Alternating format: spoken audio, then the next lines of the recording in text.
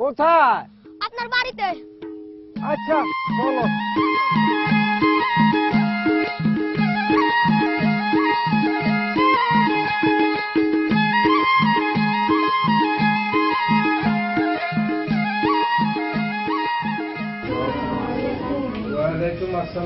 তোমরা কারা?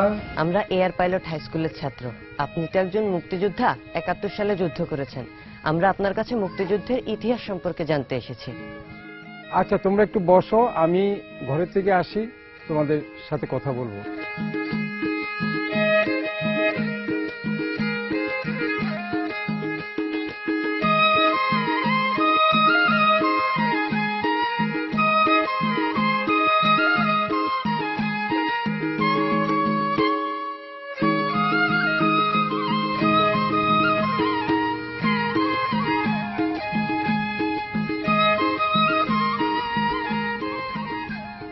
গল্প শুনবা? সে তো অনেক দিন আগের কথা, আজ থেকে ৪৪ বছর আগের ইতিহাস। তখন আমি তোমাদের মতোই বয়স ছিল আমার, মাত্র সপ্তম শ্রেণীতে পড়তাম। সেই ৬৯, ৭০ কি আন্দোলন দেশে, স্বাধীনতার আন্দোলন। ৩রা মার্চ ১৯৭১ সাল স্বাধীনতার ইশতেহার ঘোষণা করল পল্টন ময়দানে। আর ঢাকার বটতলায় স্বাধীন বাংলার পতাকা উত্তোলন করল ছাত্র নেতা আসম আব্দুর রব। হাজার হাজার ছাত্র, তাদের আকাঙ্ক্ষার প্রতিফলন। আমিও ছিলাম ঐতিহাসিক ৭ মার্চ রেসকোর্স ময়দানে ঘোষণা করল এবারের সংগ্রাম মুক্তির সংগ্রাম, এবারের সংগ্রাম স্বাধীনতার সংগ্রাম। তোমাদের যা কিছু আছে তাই নিয়ে প্রস্তুত হও। আপনি কি ৭ মার্চের রেসকোর্স ময়দানে উপস্থিত ছিলেন? হ্যাঁ আমি ছিলাম। আমি তো ছোট, আমি একদম কাছের থেকে বঙ্গবন্ধুর ভাষণ, বঙ্গবন্ধুকে দেখা, মহিউদ্দিন ভাইকে দেখা, সমস্ত কিছু আমি দেখছি।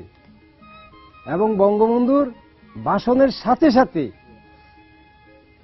আমি চলে আসছি বাড়িতে, বাসায় আসার সময় আমাদের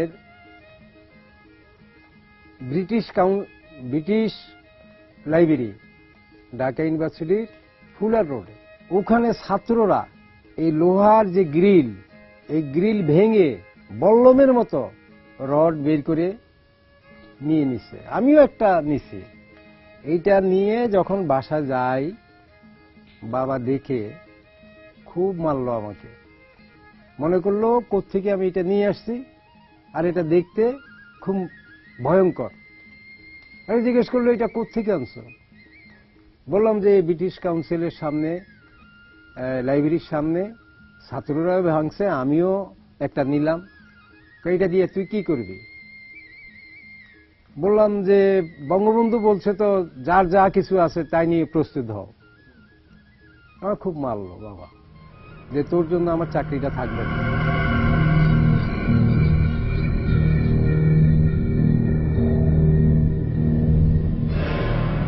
তারপর ১৯৭১ সাল ২৫শে মার্চ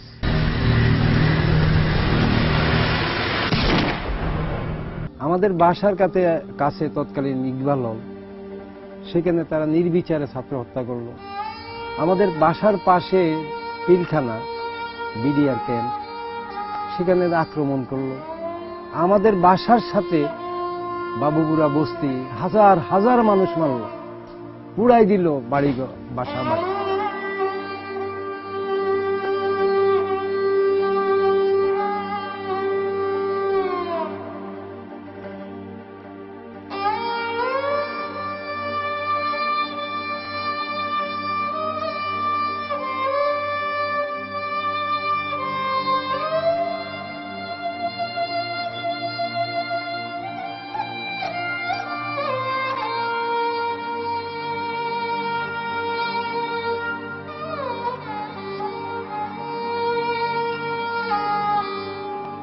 নীলক্ষেত, নিউ মার্কেট, এই আজিমপুর এলাকা, ইউনিভার্সিটি বাঙালি আমার চোখে পড়েনি।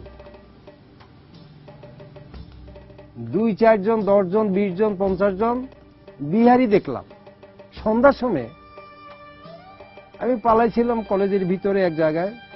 সন্ধ্যার সময়, সন্ধ্যার কিছু আগে দিয়া একটা মিছিল বের হলো, জয় বাংলা, জয় বঙ্গবন্ধু। দৌড়ায় চলে আসলাম রাস্তার মধ্যে। ওরে বাবারে, আসার সাথে সাথে দেখি নির্বিচারে গুলি। অর্থাৎ বিহারিরা মিছিল বার করছে যে বাঙালিরা জয় বাংলা শুনলে বেরিয়ে আসবে। চাচা চাচি, জেঠা জেঠি, ওনারা জিজ্ঞেস করে তোর বাবার খবর কি, মার খবর কি। আমি বললাম যে বাসার মধ্যে আমি 11টা লাশ পাইছি, কিন্তু এই 11টা লাশের মধ্যে আমাদের কেউ নাই। অর্থাৎ এই লাশগুলি এই ঢাকা ইউনিভার্সিটির ছেলেরা এবং ওই বস্তির লোকেরা 25 মাস রাত্রে এই নিরাপদ আশ্রম মনে করে আমাদের বাসায় ঢুকছিল। এই আমাদের বাসা ঢুকার সাথে সাথে ওই লোকগুলির মেরে ফেলছে।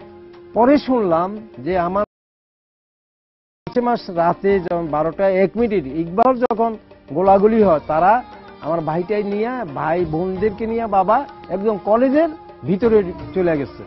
ওই যে অফিসে যাইয়া তালা খুইলা বাবা এদেরকে ঢুকে যাচ্ছে। আমি ওই লাশগুলি, আমাদের বাসার সামনে একটা গাছ আছে নিম গাছ, এই নিম গাছে গর্ত কইরা অনেক সময় লাগছে, 11টা লাশ মাটি দেওয়া গর্ত কইরা আমি লাশগুলির টাইনে আইনে না গর্তের মধ্যে ফালাই মাটি দিয়া ঠেয়া দিছে। আজও লাশগুলি ওখানে আছে।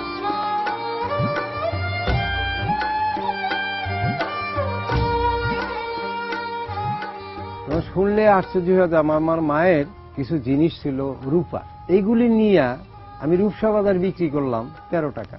এই 13 টাকা নিয়ে এপ্রিল মাসের 3 তারিখে আমি রওনা দিলাম ভারতের উদ্দেশ্যে। তার ছিল বর্ডারের মধ্যে তার।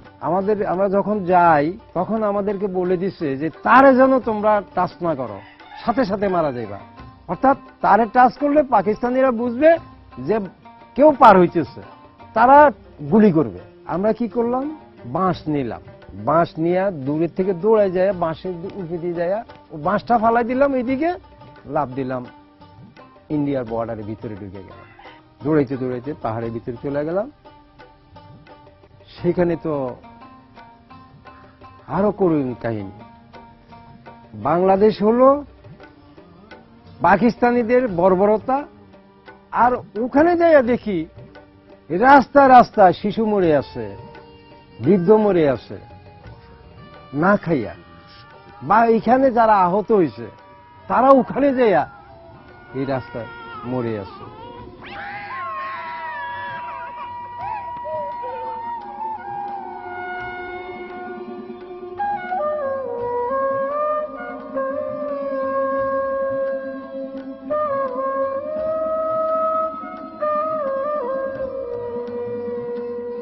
আল্লাহর কাছে তো অনেক কথা বললাম যে আল্লাহ আমাদেরকে বাঁচাই আনছে, আমরা তো একটা উদ্দেশ্যে আসছি, দেশকে স্বাধীন করব। পরের দিন অর্ডার হলো আমাদের চলে যেতে হবে কোথায়, জিয়ার ক্যাম্পে। তখন তিনি হরিণা ক্যাম্পের দায়িত্বে আসে। ওনার সাথে সাক্ষাৎ হলো, কথা হলো। উনি চাঁদপুরের কোনো লোককে ট্রেনিং করাবেন না। ওখান থেকে আমরা পালাডানে চলে আসি, পালাডানা ক্যাম্পে আসি। পালাডানা 1 মাস 27 দিন আমাদের ট্রেনিং হলো। অস্ত্র, তার মধ্যে গ্রেনেড, রাইফেল, স্টেন, এসএলআর, এগুলি ট্রেনিং হলো। আমাদের ট্রেনিং ইন্সট্রাক্টর ছিল আকবর, সুবেদার আকবর সাহেব। ক্যাপ্টেন মাহবুব সাহেবের হাত থেকে আর খালিকুজ্জামান ভূঁইয়া সাহেবের হাত থেকে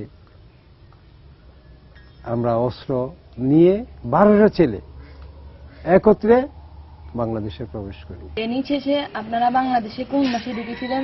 জুলাই মাসের প্রথম সপ্তাহ আমরা বাংলাদেশে প্রবেশ করি, কিন্তু ফরিদগঞ্জে আসতে আমাদের আগস্ট মাস 1 তারিখে আমরা ফরিদগঞ্জে ঢুকি। আমরা তো ক্যাম্প করলাম বসন্ত সার বাড়ি, রূপসা, কবি রূপসা।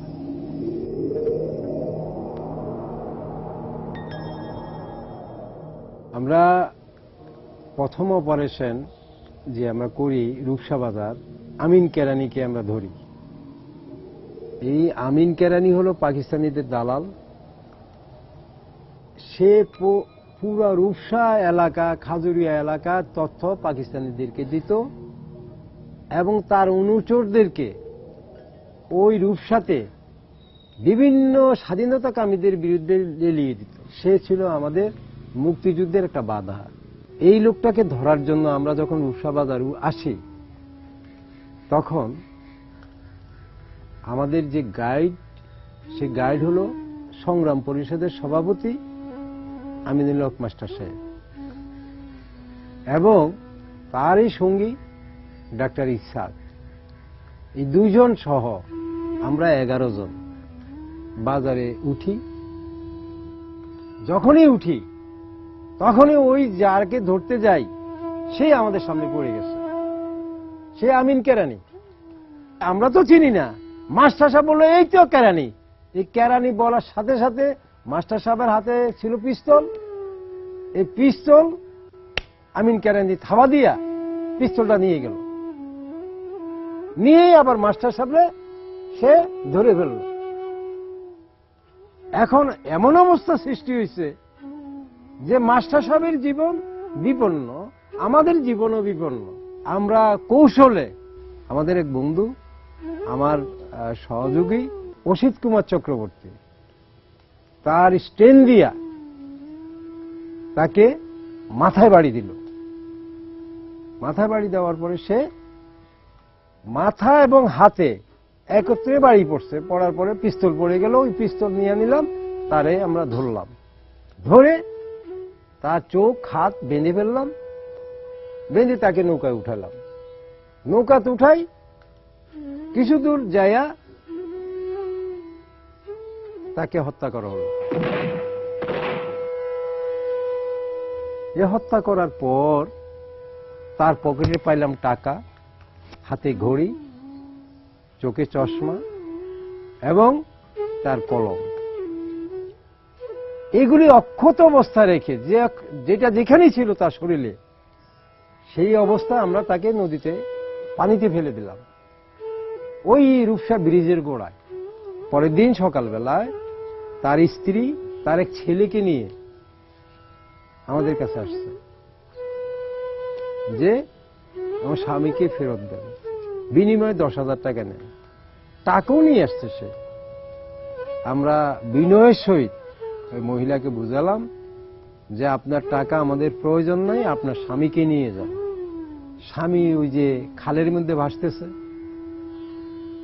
হাজার হাজার মানুষ ঘটনাটা দেখল যে মুক্তিযোদ্ধারা সঠিক দালালকে ধরছে এবং অপারেশন করছে। তাদের উদ্দেশ্য হলো দেশকে মুক্ত করা। আমিন কেরানি নিয়ে গেল, তার স্ত্রী, তার লোকজন। আর আমরা পরবর্তী অপারেশনের সিদ্ধান্ত নেওয়ার জন্য আমরা বৈঠকে বসে গেছি। প্রথম যে ক্যাম্পে আমরা ছিলাম, প্রথম সেই ক্যাম্পে তোমাদেরকে নিয়ে যাই, আসো।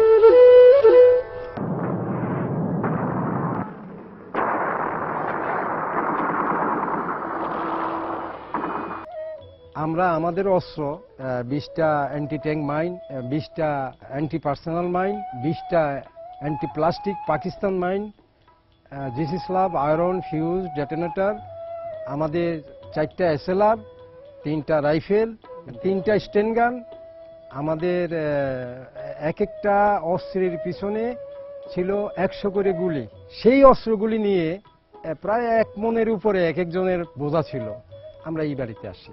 তৎকালীন সংগ্রাম পরিষদের যারা নেতা, তাদের অবস্থান আমরা জানি না, তারাও আমাদের অবস্থান জানে না। এই জন্য আমরা একদিন অপেক্ষা করার পরে আমাদের কমান্ডার বলল যে এক কাজ করো, আমরা এর মধ্যে সব খোঁজ খবর নিয়ে নেই, যে যার যার বাড়িতে চলে যাও। যদি সেখানে যাইয়া তোমরা নিরাপদ নিজেকে মনে না করো, এখানে চলে আসবা, আইসা রিপোর্ট করবা।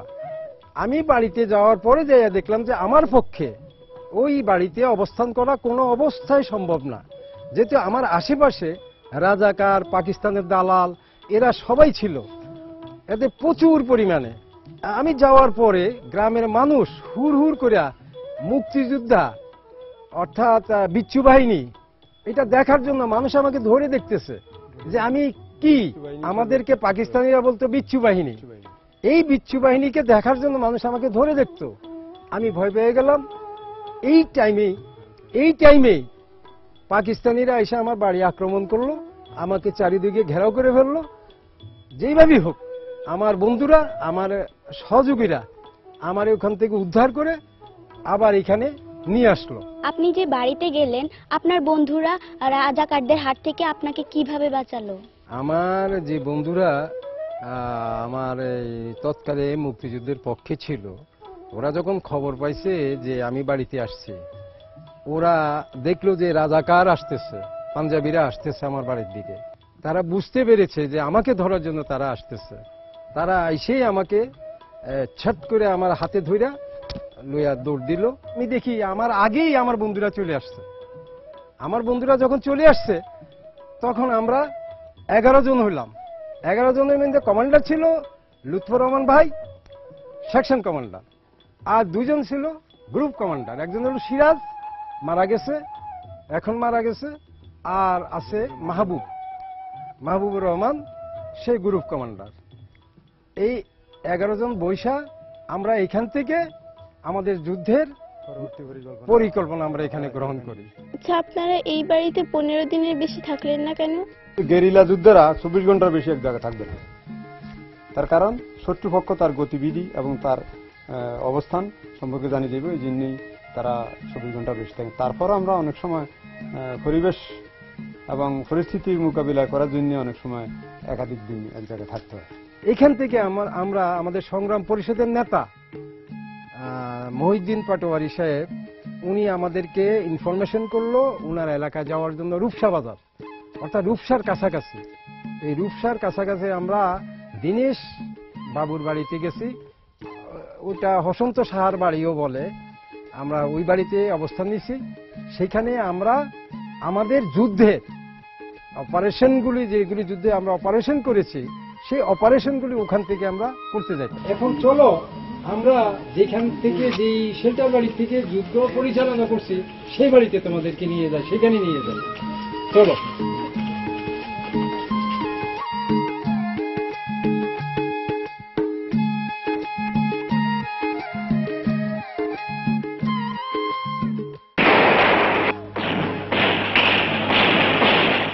আমাদের এই যুদ্ধটা ফরিদগঞ্জের জন্য অত্যন্ত একটা গুরুত্বপূর্ণ যুদ্ধ ছিল। এই যুদ্ধটা পাকিস্তানিদের যে গতিপথ, এই রাস্তাটা ছিল তাদের অত্যন্ত গুরুত্বপূর্ণ। তারা এই রাস্তা দিয়ে বেরোতো। এই যে 7-8টা গ্রামে যে তারা জ্বালাইলো বারবার, এই রাস্তাটাই তারা ব্যবহার করত। এবং এই বাড়িটা, সৈয়াল বাড়িটা তারা জ্বালাই দিল। আমরা যখন অনুভব করলাম যে পাকিস্তানিদের গতিপথ রুদ্ধ করতে হবে আমাদের, আমরা এসে বাড়ির পিছনে একটা পজিশন নিলাম। এটা হলো আমাদের ক্যাম্প। স্থায়ীভাবে আমরা ক্যাম্প গাড়লাম। আমাদের নৌকা ছিল 8টা। সময় ছিল সেই দিন বৃহস্পতিবার, নভেম্বর মাসের 2 তারিখ। 2 তারিখে যদিও আমাদের এই যুদ্ধটা হয়েছিল, কিন্তু এই যুদ্ধে আমরা আগের দিন রাত্রে এসে এখানে পজিশন নিয়েছি। এইখানে আমাদের ক্যাম্প ছিল। এই তখন বাড়ঝড় ছিল না।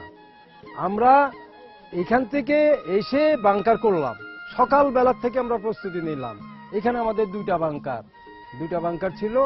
এই বাংকারগুলিতে ছিল সিরাজ ভাই, লুৎফর রহমান এবং মাহবুব, অসিত কুমার চক্রবর্তী। এই 4টা ব্যাংকার, 2টা ব্যাংকার, তারা 4 জন ছিল। আর আমার ব্যাংকারটা হলো সামনে।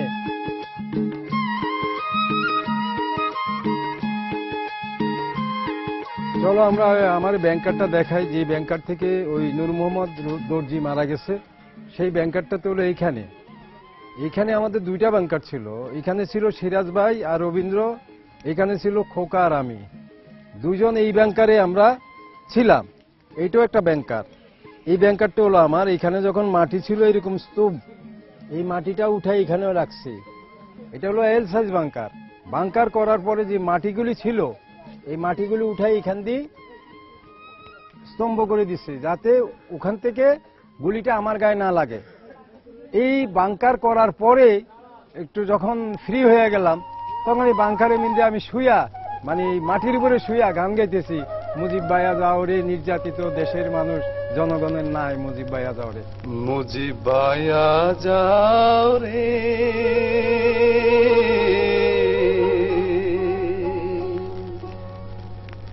নির্যাতিত দেশের মাঝে জনগণের নাও রে, মুজিব ভাইয়া যাও রে।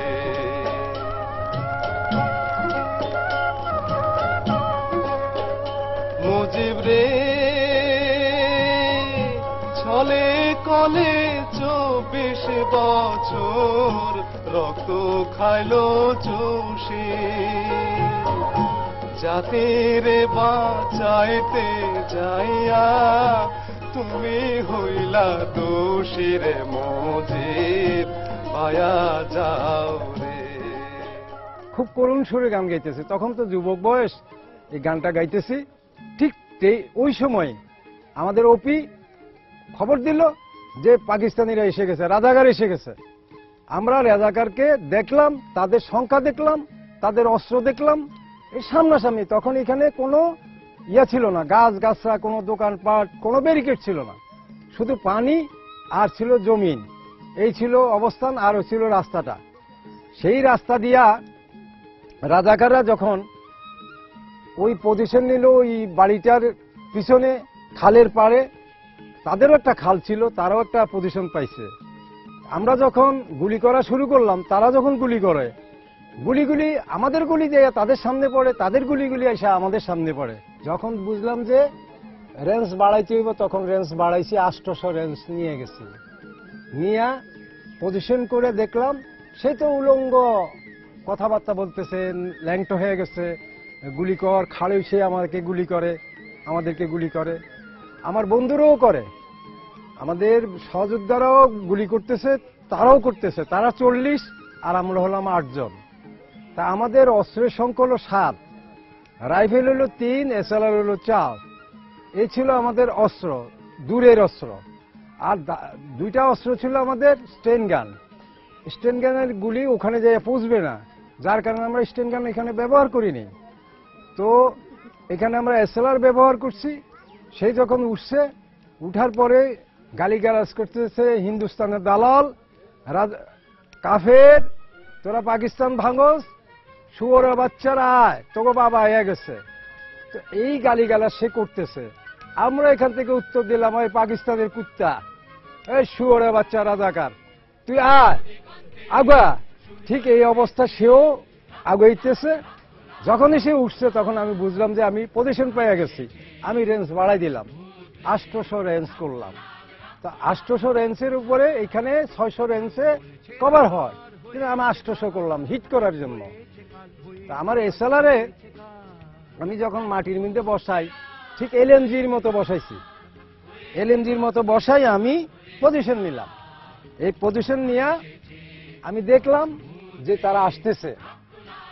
সে একবার নাচে, উঠে আবার ল্যাংটো হয়ে যায়, বলে এখানে গুলি কর, আমার গুলি কর, এখানে কর।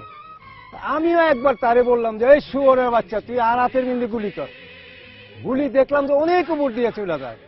তখন বুঝলাম যে সে অরক্ষিত, আমরা সুরক্ষিত। আমি বসায় যখন রেঞ্জে গুলি করলাম, গুলি করার সাথে সাথে তার এখান দিয়ে গুলিটা লাগলো, এখান দিয়ে বেরিয়ে গেল। এই অবস্থা করে আমরা গেলাম। আমরা ছিলাম 8 জন মুক্তিযোদ্ধা। জনতা ছিল আমাদের পিছনে হাজার হাজার।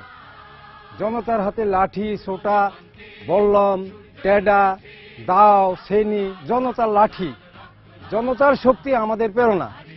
ওই যুদ্ধটা আমরা জিততে পারছি জনতার শক্তির বলে। মুক্তিযুদ্ধকে জানো 105তম পর্বের কুইজ। বরানী যুদ্ধ সংঘটিত হয় কত তারিখে? A 3 November, B 7 November, C 6 August, D 15 August.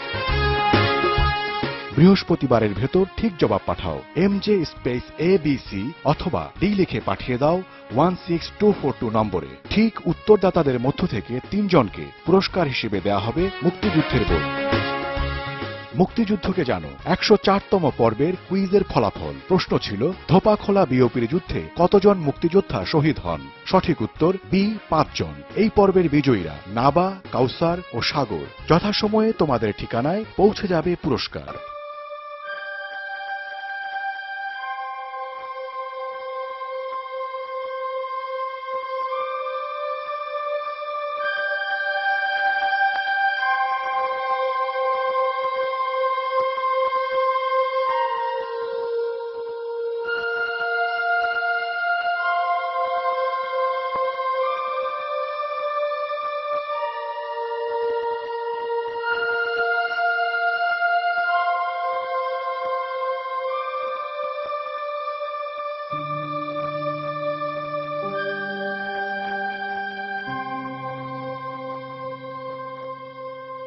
August মাসের প্রথম সপ্তাহে রূপসা বাজার এই জমিদার বাড়িতে পাকিস্তান সৈন্য, রাজাকারের দালালরা জমিদার সাহেবের সাথে বৈঠক করছে।